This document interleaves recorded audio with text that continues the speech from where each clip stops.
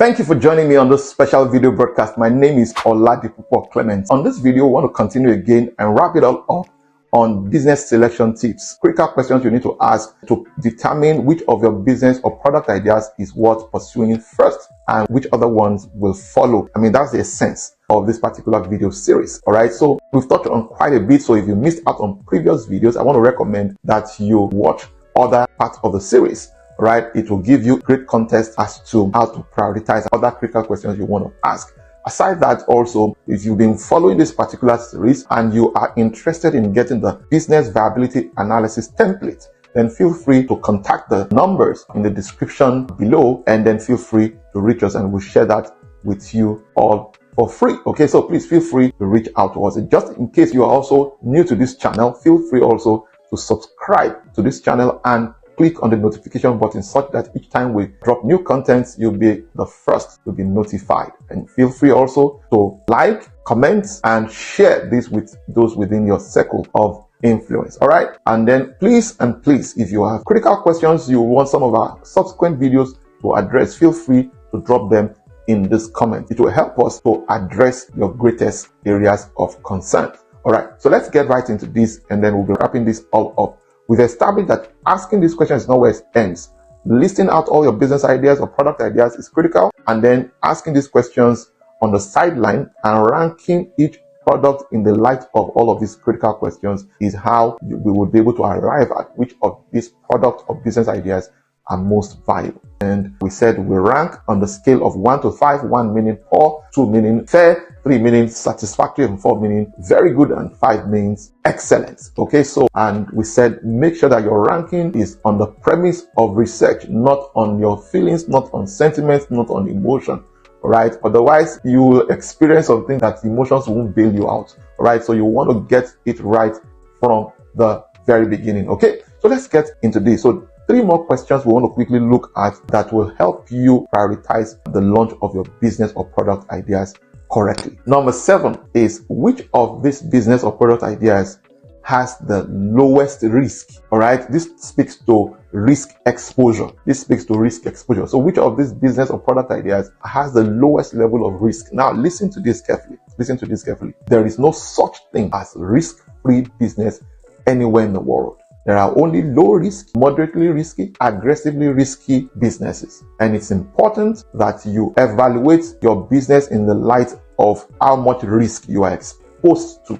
And the more knowledgeable you are about the attendant risk associated with your choice of business or product ideas, the better you will be at managing it or mitigating those risks. So, but more importantly, evaluate it in the light of risk. When we're going to real estate, for example, as a company, many years ago, one of the critical questions I was asking my mentor then was, sir, what are your biggest challenges? How did you deal with them? And all of that. And that armed me. So I knew what was the worst case scenario, what was the worst thing that could happen, and all of that. And this is so important. But you need to also rank this. Now, in ranking risk exposure, you will rank it differently from the way you rank all other critical questions we've asked.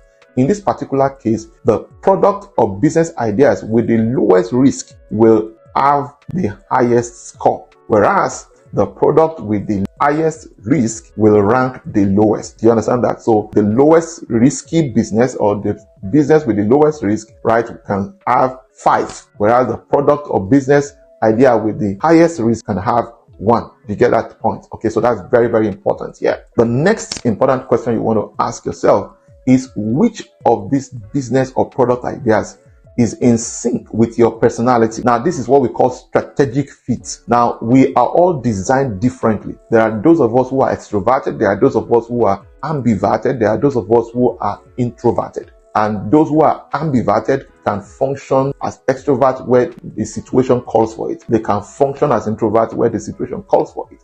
But those who are introverted are on one extreme, while those who are extroverted are also on the other extreme. Now, there are different types of business ideas that you will excel in if you're introverted. But there are other business ideas that if you pursue as an introvert, you're not likely to succeed, except you have a partner who collaborates with you. Now, my emphasis here is not to dwell on how to position yourself in that regard, but just to score each of these business ideas in the light of your personality type. Is it in sync with these business ideas, right? For example, you run a real estate business like I do, right? And especially if you operate that real estate business in Nigeria, the modus operandi, there's no template that you can say, okay, this is the way we should be doing it, right? It's forever changing. The way you relate with government last year is not the same way you will relate with this current government, all right? So the way you relate with a community is not exactly the same way you would have to relate with another community in another side of town. So the protocol for processing documents and perfecting titles are entirely different. So you realize that, well, you need a combination of personalities, and sometimes people hire consultants to help them interface with this. But again, for the most part, you still have to be the one running that. So what type of business are you trying to pursue? And you have the personality type to drive that business. This is very important. So rank it on the scale of 1 to 5 and then be very honest with yourself. And finally, which of these business ideas are you at peace with the most? Which of these businesses are you at peace with the most? You see, let me tell you this. Peace is the umpire of the soul. Peace is the umpire of the soul. And so even when all other things are ranked high, but this aspect of your ratings is low, I still will recommend don't pursue it. Everything that looks good may not necessarily look right. And I'll share a personal experience with you. We had a particular deal we were going to enter into a couple of years ago, and I foot dragged on that particular. I didn't have a release. But to be honest with you, we still went ahead with that. Looking back at that particular, just that singular decision alone, right? I know what it costs. I know what it's doing to me as a person, and I know what it's doing to our entire organization.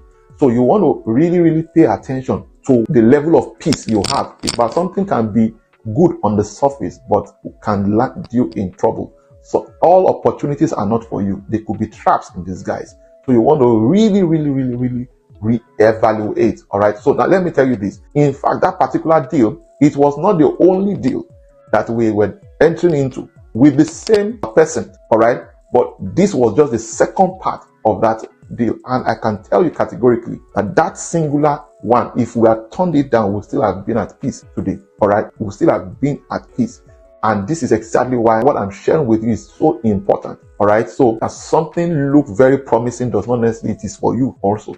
Okay. So you need to really, really measure that, because you see, your soul, every individual has a compass inside of them, put there by the Creator. And the idea is to guide the choices and the decisions you will be making as you progress.